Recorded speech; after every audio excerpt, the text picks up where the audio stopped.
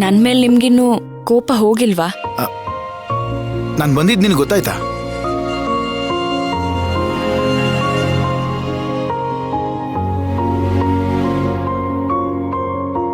ನಮಗ್ ಬೇಕಾದವ್ರು ಎಲ್ಲೇ ಇದ್ರು ಮನ್ಸಿಗೆ ಬೇಗ ಅರ್ಥ ಆಗತ್ತೆ.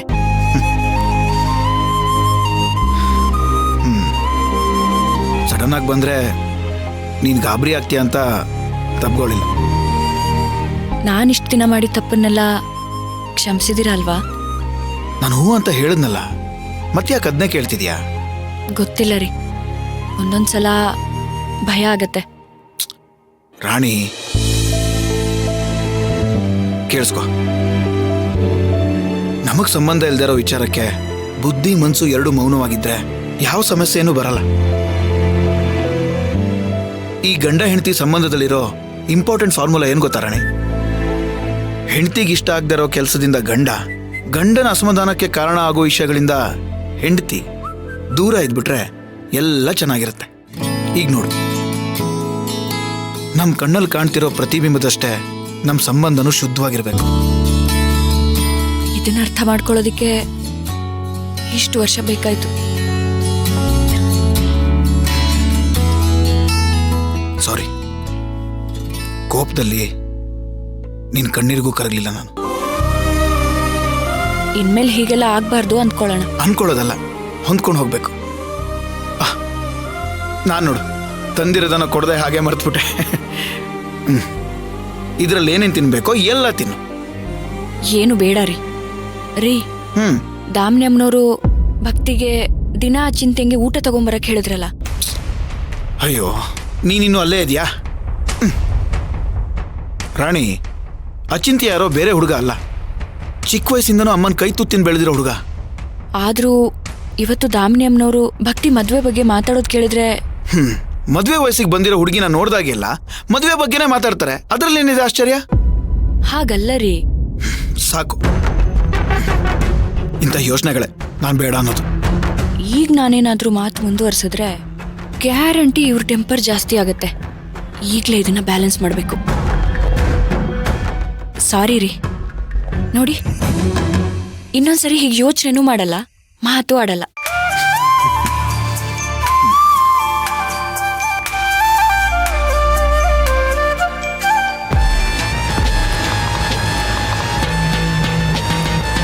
ಏಯ್, ಗಂಡ ಹೆಂಡತಿ ಮಧ್ಯ ನಿಂದೇನೋ ಕೆಲ್ಸ, ಸೈಡಿಗೆ ಹೋಗೋ. ಯಾರ್ ಚಿನ್ಕುರುಳಿ ಇವನು? ನನ್ನ ವಿಷಯ ಬಿಡು. ಅವಳು ಕೋಪ ಮಾಡ್ಕೊಂಡು ಒಂದು ಕಪಾಳಕ್ಕೆ ಹೊಡೆದ್ರೆ ಜ್ಞಾನ ತಪ್ಪಿ ಹಾಸ್ಪಿಟ್ಲಿಗೆ ಅಡ್ಮಿಟ್ ಆಗೋ ಥರ ಇದೆಯಾ? ಯಾಕೆ ಇಷ್ಟೊಂದು ಎಗರಾಡ್ತಿದ್ಯಾ? ನನ್ನ ಬಗ್ಗೆ ನಿನ್ಗಿನ್ನೂ ಸರಿಯಾಗಿ ಗೊತ್ತಿಲ್ಲ. ಗೊತ್ತಾಗೋದು ಬೇಡ. ಏಯ್, ಹೋಗೋ.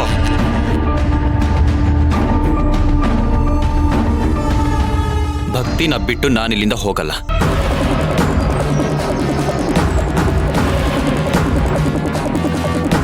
ಓಹೋ, ಬಿಟ್ಟೋಗ್ದಲ್ಲೇ ಇರೋ ಶಾಸ್ತ್ರ ಆಗ್ಬಿಟ್ಟಿದ್ಯಾ? ಏಯ್, ನಿನ್ಗೂ ಇವನ್ಗೂ ಏನೇ ಸಂಬಂಧ? ನಿನ್ನ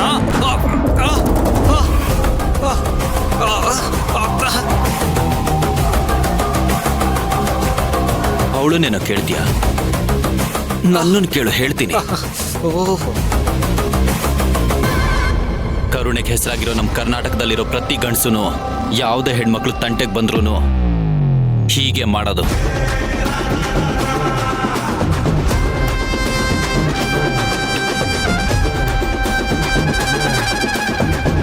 ಇದೇ ಮಣ್ಣಲ್ಲಿ ಹುಟ್ಟಿದ್ದೀವಿ, ಒಂದೇ ಭಾಷೆ ಮಾತಾಡ್ತಿದ್ದೀವಿ ಅಂದಮೇಲೆ ಇದಕ್ಕಿಂತ ಬೇರೆ ಸಂಬಂಧ ಬೇಕೇನೋ?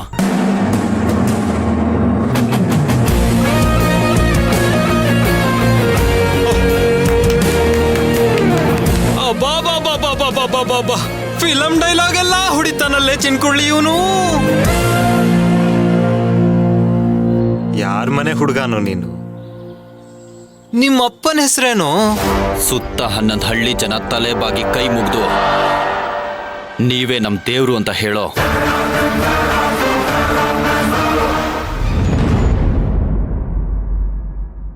ಈ ಅಗಸ್ಯಕ್ಕಿನ್ನೂ ಮನೆಗೆ ಬಂದಿಲ್ಲ.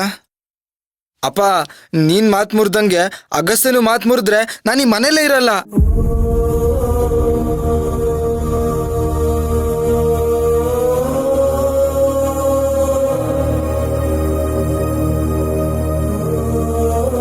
ಅಗಸ್ತ್ಯನ್ ಕಾಯ್ತಾ ಇದ್ಯಾ?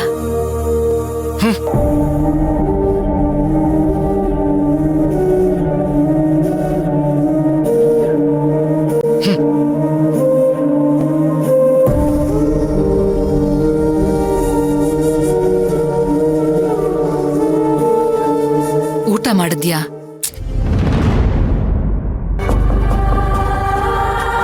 ನನಗೆ ಗೊತ್ತು ನೀನು ಊಟ ಮಾಡಿರಲ್ಲ ಅಂತ. ಆದ್ರೆ ಇನ್ ಮುಂದೆ ನೀನು ಇಷ್ಟಪಟ್ಟು ಊಟ ಮಾಡೋ ಹಾಗಾಗತ್ತೆ. ಮಾಡಲ್ಲ.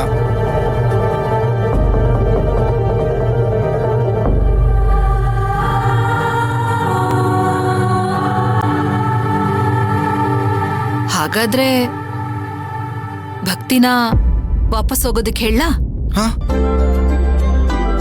ಕಂದ. ನಾಳೆಯಿಂದ ನಿನಗೆ ಭಕ್ತಿ ಮನೆಯಿಂದನೇ ಊಟ ಬರುತ್ತೆ.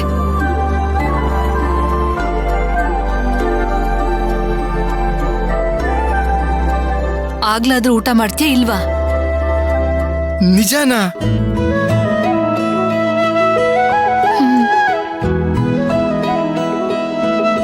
ಅಂದ್ರೆ ಗುರೂಜಿ ಹೇಳಿದ್ದು